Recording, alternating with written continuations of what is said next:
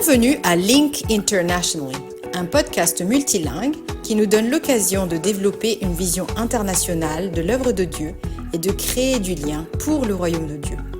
Ils étaient plus de 6,9 millions en 2022, un chiffre en constante croissance. Eux, ce sont les étudiants en mobilité internationale. Je m'appelle Hans et je vous propose dans ce podcast multilingue de découvrir des récits aussi variés que passionnants, qui nous donnent des visages personnels derrière les chiffres des étudiants internationaux.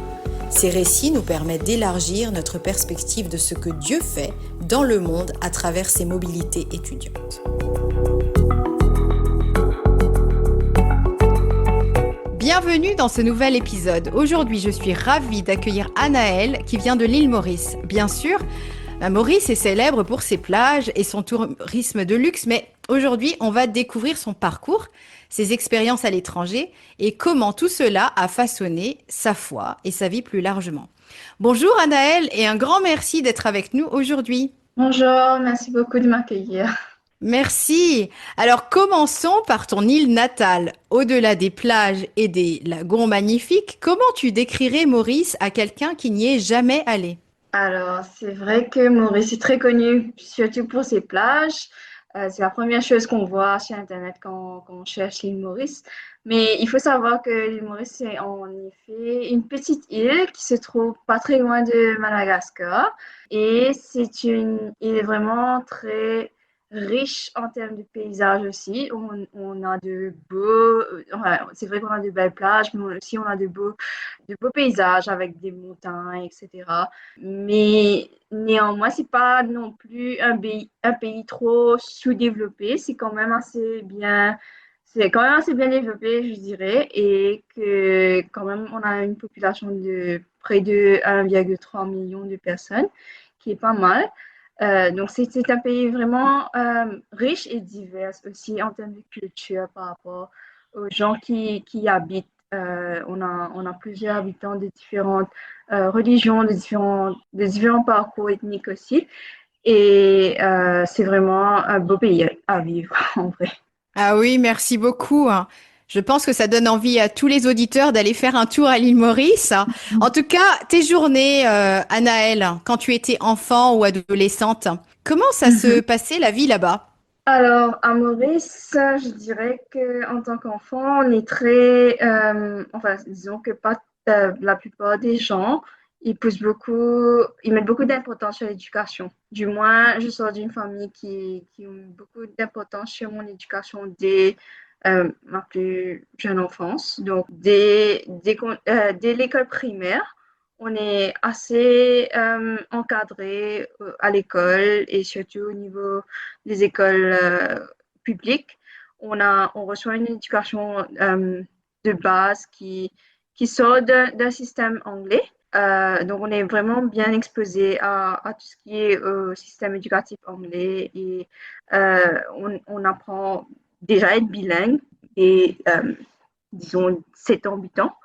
Et disons que mes journées à moi, c'était beaucoup basé sur l'école. Et même au secondaire, c'est là où la compétition commence à se serrer parce que beaucoup des élèves, quand ils vont arriver vers la fin de l'école secondaire, c'est là où ils vont passer par des examens assez importants du Cambridge et c'est assez compétitif au fait, surtout pour récolter une bourse du gouvernement. Donc, les élèves dépendent beaucoup de leçons en dehors des leçons particulières, en dehors des heures de classe. Donc, c'était beaucoup école, leçons, retourner à la maison, travailler, puis dîner, puis aller dormir, etc. Et ça s'enchaînait comme ça même. Néanmoins, c'est pas non plus quelque chose qui était tellement compliqué. Il y avait quand même le week-end pour se reposer, pour passer du temps en famille, parce que Maurice, c'est un endroit où vraiment la famille est très valorisée et les moments de partage aussi avec les amis, la famille, le week-end, c'est quelque chose d'important. Et même, c'est là où, pendant le week-end, moi personnellement, les dimanches, je partais à l'église. Donc, je rencontrais mes frères et sœurs en Christ et aussi, je passais du temps à grandir, justement. Hmm. Merci beaucoup. Alors, est-ce que tu peux partager avec nous peut-être une histoire personnelle, que ce soit sur la vie quotidienne ou la culture. Peut-être une fête locale à Maurice. Oui, comme j'ai dit, ben, Maurice, c'est en effet un pays assez riche en diversité et on a beaucoup de différentes cultures et beaucoup de différentes religions qui existent, mais qui quand même arrivent à habiter en harmonie. Moi, étant issue personnellement d'un milieu chinois, où mes ancêtres sortaient de Chine et ont immigré à Maurice, donc j'ai quelques racines chinoises. Et donc, par exemple, une des fêtes qu'on va célébrer en termes de la culture, ben, la fête du printemps, qui est le nouvel an chinois. Et que tous les ans, c'est un moment de partage en famille, surtout, où vraiment on profite pour avoir plusieurs dîners en famille à partir de la veille. On a plusieurs repas qui sont partagés, mais aussi c'est un moment de partage où la famille se rejoint pour faire des gâteaux traditionnels et qui seront ensuite partagés ensuite avec les voisins et les amis autour. Donc, c'est plusieurs fêtes comme ça qui font la beauté de notre pays et qui ont quelques distinctions en elles-mêmes, mais qui sont quand même respectées au niveau national. Merci beaucoup. Alors, tu as grandi dans une famille d'arrière-plan chinois, mais tu as aussi grandi dans une famille chrétienne, Anaël. Exact. Et la foi, c'est vrai, doit prendre une dimension bien personnelle à un moment donné de la vie, puisque chacun doit faire le choix de suivre Jésus et de vivre pour lui ou pas. Comment est-ce que toi, tu es venu à reconnaître Jésus comme ton sauveur et ton Seigneur? Alors, en effet, j'ai grandi dans une famille chrétienne, donc j'ai connu c'est quoi la vie d'église depuis ben, pas très longtemps après ma naissance, du coup. Et j'ai vraiment grandi avec des parents qui, semaine après semaine, nous emmenaient à l'église et nous montraient, nous faisaient aller rentrer dans l'école du dimanche. Donc, connaître les histoires de la Bible classique, etc., c'était quelque chose que, comme dit, qui faisait partie de ma vie en grandissant. Mais dès l'âge de 9 ans, 10 ans, c'était tout le temps comme si quelque chose que mes parents toujours faisaient l'emphase pour moi, pour ma soeur, pour mes frères, c'était vraiment de pouvoir apprendre à, comme tu dis, mettre ma foi personnellement dans ma vie. C'est-à-dire de ne pas juste venir à l'église, je suivre le Seigneur parce que mes parents sont en train de suivre le Seigneur, mais que c'était une décision que je devais prendre personnellement pour moi. Donc, c'était quelque chose qu'ils ont mis beaucoup d'emphase dessus en grandissant et que quelque part, je gardais un petit peu à l'arrière de ma pensée. Je me disais que oui, bien, oui, éventuellement, je vais devoir prendre cette décision. Et c'est vrai qu'en grandissant, à 10 ans, 11 ans, j'ai dit que bah, oui, on nous a dit de prendre la décision et il faut prendre la décision quelque part. Mais sans vraiment plus, comme si expériencer beaucoup plus que ça. J'étais vraiment bien encadrée. Je dirais que comme si j'ai pas connu de rébellion quasi vraiment significative. Donc, c'est vrai que ma transition pour reconnaître Jésus comme mon sauveur et mon Seigneur, c'était assez linéaire. Et j'ai juste décidé un jour comme ça de me dire, ok, ouais, mais c'est peut-être le moment de reconnaître et d'accepter cela. Et donc, j'ai fait un pas à l'âge de 10 ans. J'en ai parlé avec mes parents qui ont prié pour moi, mais ce n'est qu'après, quand j'ai vu, parfois c'est aussi un petit peu d'influence en voyant mes amis prendre le baptême et tout, je me dis, ah, ben, peut-être, ouais, ça aussi, c'est la prochaine étape, etc. Euh, mais je pense que vraiment, le décalage s'est fait un peu vers les 13 ans, où comme si vraiment j'ai pris la décision de prendre mon baptême, personnellement, et de reconnaître Jésus comme mon sauveur et Seigneur publiquement et de le dire justement à voix haute. Euh, mais définitivement, c'est le cheminement après qui a fait que ma relation avec le Seigneur a vraiment commencé d'une autre manière. Hmm. Oui, merci Anaël. Et justement, quelle différence est-ce que ce choix d'avoir Jésus comme sauveur et Seigneur, quelle différence est-ce que ça a fait dans ta vie? Donc, justement, même si j'avais pris cette décision verbalement, comme j'ai dit, ben, il n'y avait pas d'événements significatifs comme si, avaient poussé cette décision-là à être aboutie. Mais c'était par la suite, en grandissant de plus en plus, en allant au collège, que là où j'ai réalisé que il y avait beaucoup plus de choses, de choix à faire en tant que chrétienne. Il y avait beaucoup plus de cheminement en vrai. Et tout le temps, on m'a dit que plus on va grandir, plus on va passer par des épreuves. Et c'est cela qui va tester notre foi, justement. Et c'est ce que j'ai vraiment expérimenté. Le plus que j'ai grandi, j'ai fait face à plusieurs épreuves dans ma vie, au niveau des études, où il y avait beaucoup de pression par rapport aux études à faire bien.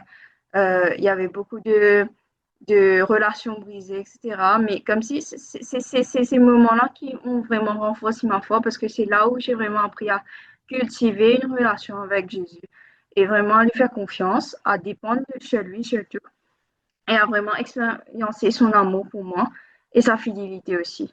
Et je pense que c'est ça qui a renforcé le fait que c'est vrai que j'avais pris cette décision à 13 ans, mais c'était pas une décision en vain, mais au contraire, le plus que je passais par les épreuves et le plus ma relation était en train de se former. Plus tard, bon après tes études secondaires à l'île Maurice, tu as décidé de poursuivre tes études en dehors de ton pays natal. Qu'est-ce qui t'a conduit à choisir la Malaisie comme destination d'études? Alors, à savoir que ici à Maurice, la culture, c'est beaucoup, comme je dis, les études secondaires sont assez compétitives, mais c'est aussi dans le but de pouvoir aller étudier à l'étranger. Donc, beaucoup des élèves à Maurice vont quitter le pays pour pouvoir poursuivre leurs études ailleurs, juste histoire d'avoir une meilleure éducation, une meilleure qualité d'éducation, mais aussi pour plus tard, pour avoir ouais, des meilleurs choix de travail, etc. Donc, c'était un peu l'idée derrière le fait de quitter mon pays. Quoique j'avais déjà en tête de juste poursuivre des études à l'étranger, mais dans l'optique de retourner ensuite pour le travail. Mais en termes de poursuivre en Malaisie, c'était pas vraiment un plan initial parce que personnellement, depuis toute petite, je dis que j'allais tout le temps partir dans un pays où j'avais un membre de ma famille.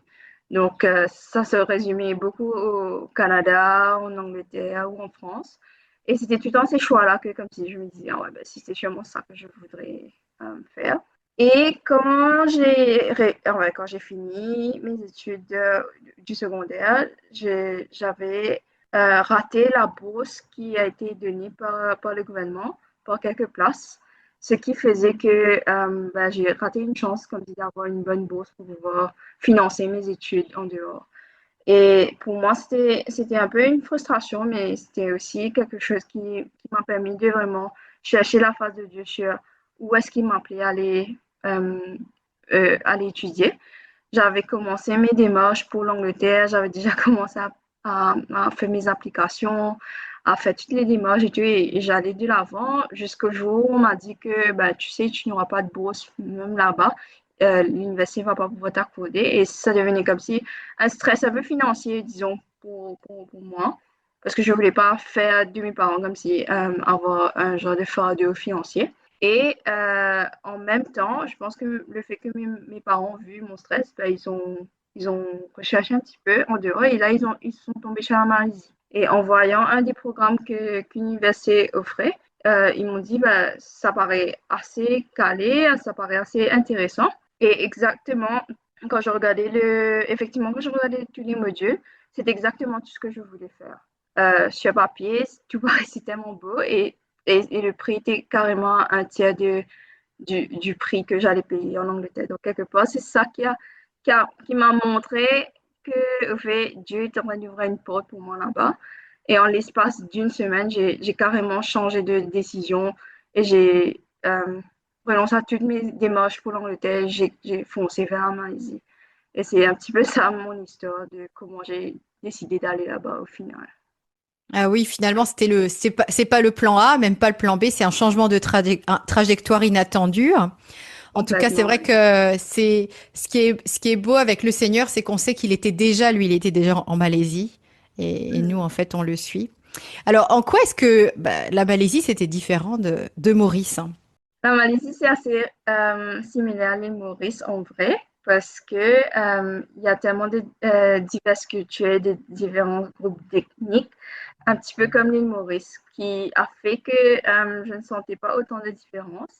Quand on regarde la population là-bas, c'est vrai qu'il y a différents groupes comme les Malais, les Chinois et les Indiens qui ressemblent un petit peu aux groupes qui sont présents ici à l'île Maurice. Donc pour moi, c'était une bonne surprise. Néanmoins, c'est vrai que c'est un pays un petit peu plus développé, plus avancé.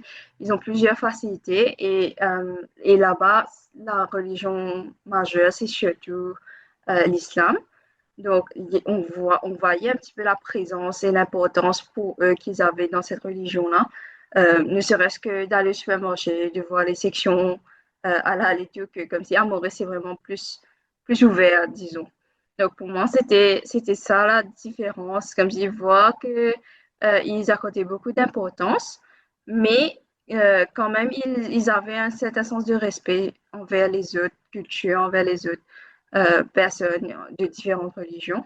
Et bien sûr, même, je sais qu'il y a il y a des amis qui sont de Maurice qui ne s'habituent pas forcément facilement à la vie en Malaisie, même au plat là-bas. Mais personnellement, vu que moi, je ne suis pas trop une personne qui est très piquée ou quoi, je me suis dit, ouais, mais c'était assez facile de m'adapter là-bas. Ah oui, donc tu n'as pas vécu un choc culturel enfin Non, violent ou très dur. Ça s'est plutôt passé de façon tranquille, hein, la ouais, transition. pour Ouais, je pour vois. moi, personnellement, c'était une bonne transition. Ouais. Hmm. Ouais, je comprends.